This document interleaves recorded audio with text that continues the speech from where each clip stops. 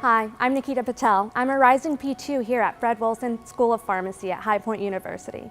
We've got some extraordinary places to show you around here. Let's check it out.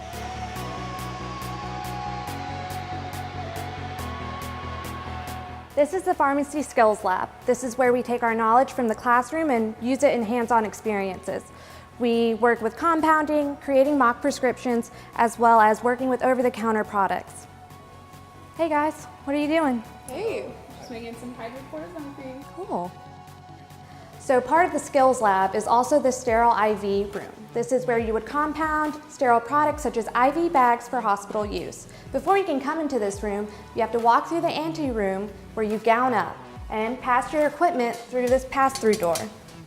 Here's the glove box where you can prepare sterile products. So we're going to put our sterile product in here, and then we're going to slip our gloves on, and so we're going to retrieve our bag, and now that it's in the sterile space, we can add the drug to it and have it ready for the patient.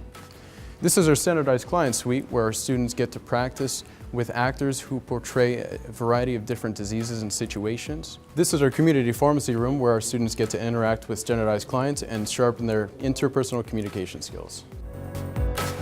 This is one of our faculty labs where students have the opportunity to assist with research. Students also have the opportunity to take MBA classes. Something that I was really excited about was being a part of a school being built from the ground up, because the professors and the faculty that were coming to found it were coming from schools all across the country, and they were being able to put together the things they'd learned from those schools and being able to use all this innovation to create the school exactly how they wanted it to be. But it's a really neat opportunity in a way that I'm learning a lot and getting to grow so that once I graduate, I'll already have all that contact with patients and be very familiar talking with patients in the future.